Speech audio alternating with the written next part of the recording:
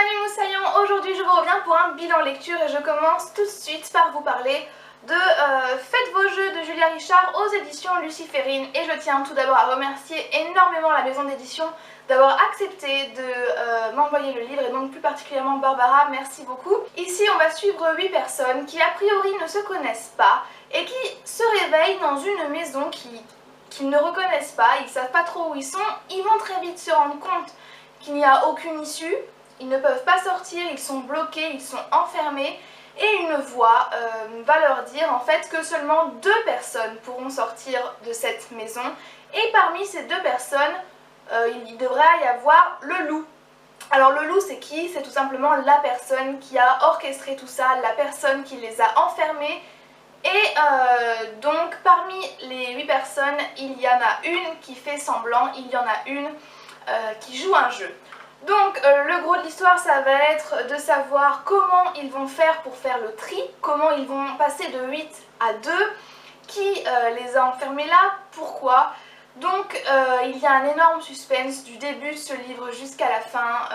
Franchement j'ai été déjà très surprise en recevant le livre parce que je suis très impressionnée par la qualité des pages. C'est un livre qu'on aime avoir en main, franchement. Un très beau travail d'édition là-dessus. L'auteur a séparé son livre en 8 parties. 8 personnages. On a à chaque fois une focalisation interne, donc le point de vue d'un des personnages. On en apprend plus sur leur caractère, on en apprend plus sur leur histoire et très vite on réalise que chacun aurait des raisons d'être le loup et chacun pourrait être susceptible de mentir ou de cacher des choses. Donc c'est super intéressant, je l'ai dit, il y a un énorme suspense.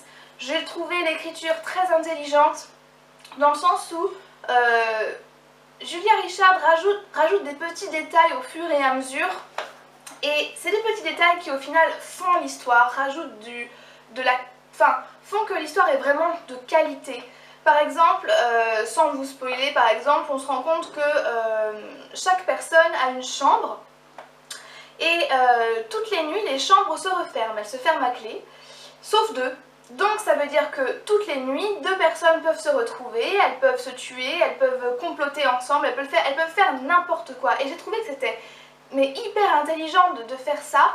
Et en fait justement par rapport à ça, c'est vrai que l'auteur a plus tourné son roman vers la psychologie des personnages, comment l'humain résonne dans ce genre de situation, parce qu'on est clairement dans la survie, hein, c'est à peu près ça. Jusqu'à où sommes-nous prêts à aller pour survivre? Comme je l'ai dit dans ma chronique écrite, le seul petit bémol que je trouve à redire, c'est la fin qui à mon goût est un petit peu trop floue. Voilà, on a beaucoup d'informations tout le long du livre, beaucoup de détails auxquels on aimerait avoir des réponses. Malheureusement, la fin est un petit peu floue. Cela dit, je pense que c'est fait exprès de la part de l'auteur de nous laisser un petit peu une sorte d'ambiguïté. Et heureusement on a l'épilogue qui est là pour un peu plus clarifier et qui en plus apporte une sorte de morale. Donc voilà, à la fin l'histoire monte d'un degré et on s'identifie beaucoup plus facilement à tous ces personnages et à cette intrigue en général. Si vous aimez les thrillers, je vous le conseille. Je sais pas si je l'ai dit mais c'est vraiment un thriller psychologique, hein. Vous allez vraiment y aller et en plus pour rien gâcher, c'est vrai qu'au fur et à mesure l'auteur nous glisse par-ci par-là des petites révélations et moi au bout de la 84e page il me semble, 84e page, à partir de là en fait j'étais déjà genre oh, quoi? C'est pas vrai. Voilà, donc ça, moi c'est ce que je veux en fait quand je lis un thriller, c'est que je veux hurler dans mon appartement, je veux que tout le quartier m'entende. Et c'est ce qui s'est passé en tout cas avec ce livre là. Donc encore merci beaucoup à la maison d'édition et félicitations à l'auteur. Toujours en service presse, j'ai reçu Daddy Love de Joyce Carol Oates aux éditions Philippe Ray. Donc ce livre je l'avais demandé parce que l'histoire m'intéressait. En fait on va suivre Daddy Love qui est un homme d'une 40aine d'années il me semble, et il kidnappe des jeunes garçons de moins de 12 ans. Et là dans cette histoire plus particulièrement on va suivre Robbie donc qui est un garçon de 5 ans qui va se faire kidnapper par Daddy Love. Donc c'est le premier roman de cet auteur que je lis. La première chose qui m'a interpellée c'est son écriture qui est hyper particulière. C'est super original, franchement, c'est la première fois que je lis une narration comme ça et tout le long de l'histoire on se rend compte en fait que la narration est originale mais que c'est voulu parce qu'il y a une sorte de double sens qui est assez important tout le long de cette histoire-là. Alors je dis pas que j'ai toujours saisi ce double sens-là, que j'ai toujours saisi le message que l'auteur voulait faire passer. À certains moments c'était le cas, à d'autres je passais totalement à côté, mais en tout cas voilà, si la narration est si originale c'est parce que vraiment l'auteur le veut et que c'est donc fait exprès. Maintenant par rapport à l'histoire, moi au tout départ ce que je reprochais à ce roman c'était que bon bah ok d'accord, Daddy Love il a kidnappé Robbie, il a kidnappé ce gamin de 5 ans, c'est vrai que la manière dont ça a été fait c'est très violent. Mais bon voilà, qu'est-ce qui se passe, pourquoi il fait ça, c'est pas assez explicite à mon goût. Et après j'ai continué l'histoire, et après je suis allée plus loin dans le livre et j'ai limite regretté d'en avoir voulu plus parce que, enfin, c'est un peu pervers en fait, on veut savoir vraiment pourquoi, enfin, comment quelqu'un peut être aussi ignoble, comment quelqu'un peut enlever des enfants, etc. Et surtout, qu'est-ce qu'il fait avec ces gosses-là. Et je peux vous dire que je crois que c'est une des lectures les plus dures que j'ai eu à lire, vraiment. Accrochez-vous, je ne recommande pas ce livre à tout le monde, âme sensible, vraiment s'abstenir. Bizarrement, moi j'ai bien aimé, quand même je suis contente d'avoir lu ce livre, mais voilà, comme dit, il y a vraiment des passages, oh là là, franchement des fois je reposais juste le livre parce qu'il fallait juste que je prenne une bouffée d'air et que j'y retourne parce que, waouh, mais vraiment, j'ai été assez choquée. Mais voilà, dans l'ensemble, j'ai bien aimé ce livre, j'ai beaucoup apprécié l'écriture de l'auteur, j'ai beaucoup apprécié suivre ces différents protagonistes. Encore une fois ici on a une focalisation interne, on va suivre Daddy Love, on va suivre la mère de Robbie, donc de l'enfant qui a été kidnappé. Moi ce que j'ai regretté c'est qu'on n'approfondit pas assez le personnage de Robbie parce qu'il va grandir en fait avec Daddy Love. Et au final, pourquoi il a cette sorte de syndrome de Stockholm, pourquoi à un moment donné il n'a pas ce déclic. Mais ça a quand même été une bonne lecture, je suis contente d'avoir découvert cet auteur dans ce livre là. Je répète que c'est très dur, je ne le conseille pas à tout le monde, donc public averti seulement. Ensuite après ça vous comprenez que j'avais besoin d'un peu de légèreté et je ne sais pas si je vous l'ai dit mais j'avais vraiment pour but en fait que dans chaque bilan lecture il y ait au moins une lecture VO parce que j'aimerais vraiment me donner un coup de boost là-dessus vraiment.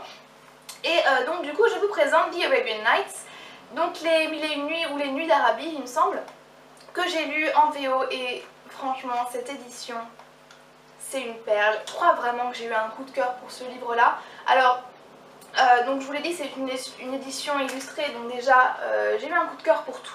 J'ai eu un coup de cœur pour le livre qui est mais magnifique, voilà, vraiment splendide. En plus vous savez on a le petit ruban là, non ça c'est un cheveu, ça c'est pas un ruban. Là on a le petit ruban pour pouvoir marquer les pages dont je ne me servais pas mais voilà il est là quand même donc voilà.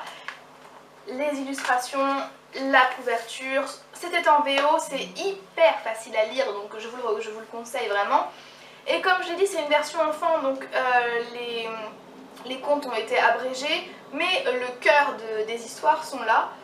Les cœurs des histoires sont là, pardon. Voilà, le petit côté oriental en moi est ressorti et enfin voilà, regardez-moi ça. Ça se lisait très vite, vous voyez c'est écrit quand même assez gros. Même si c'est en VO, hein, c'est quand même assez simple. Ici on va suivre Scheherazade qui tous les soirs va raconter une histoire différente au sultan. Donc je vous laisserai savoir pourquoi. Et en fait nous voilà, dans ce livre là on a les récits que fait Scheherazade chaque jour. Et j'ai trouvé ce livre hyper valorisant pour la femme. Voilà, pour moi clairement c'est la femme qui est au centre des histoires, enfin en tout cas de la majorité des histoires. Déjà de 1 parce que c'est Scheherazade qui a le pouvoir de la narration, donc elle a un certain pouvoir sur le sultan. Et en plus dans les récits, dans les petites histoires, je suis désolée mais dans la majorité des cas c'est les femmes qui sauvent la situation, c'est les femmes qui sont au centre de l'histoire. Sans elles il n'y a pas d'histoire. Je pense notamment à Ali Baba et les 40 voleurs qui est une histoire hyper connue.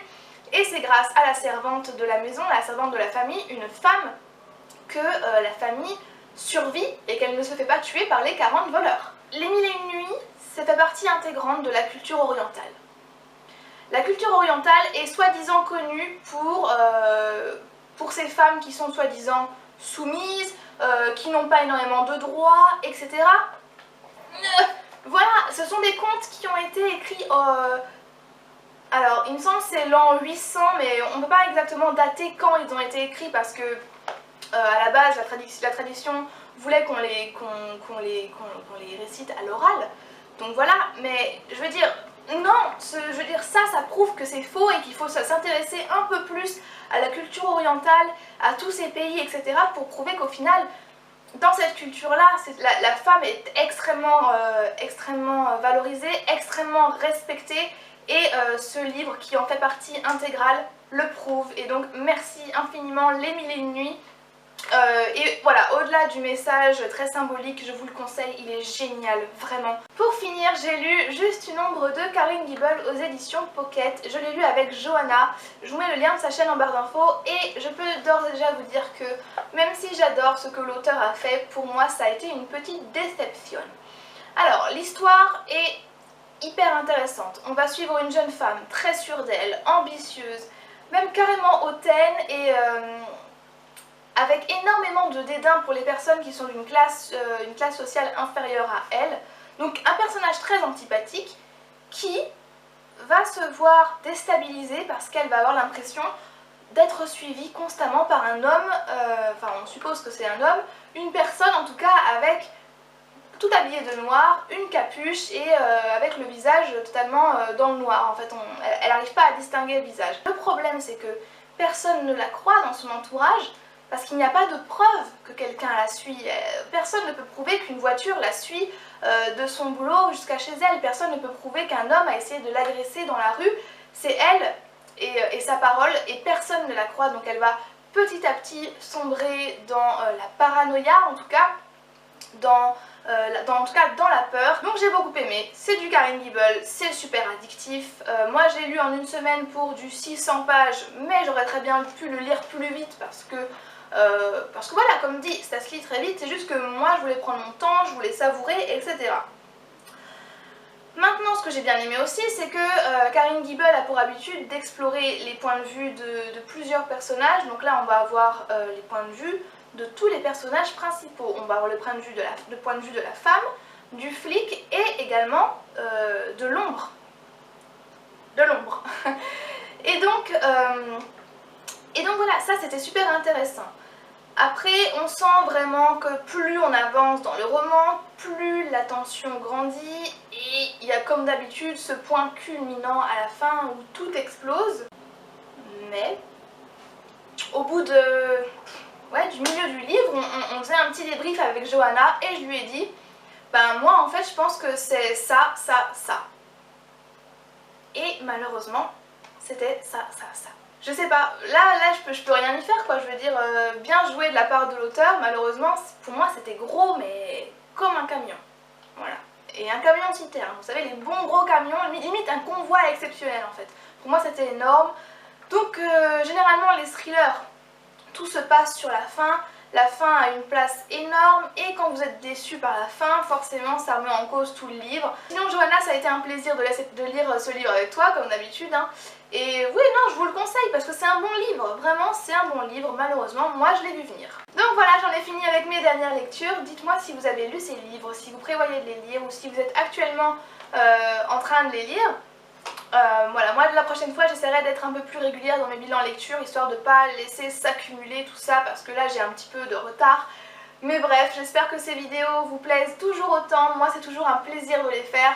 Je tiens encore une fois à vous remercier d'être là, merci de participer, merci de liker, de commenter et bien entendu merci de regarder mes vidéos, ça me fait toujours plaisir. Je vous fais d'énormes bisous, je vous souhaite de bonnes lectures et je vous dis à bientôt. Bye bye!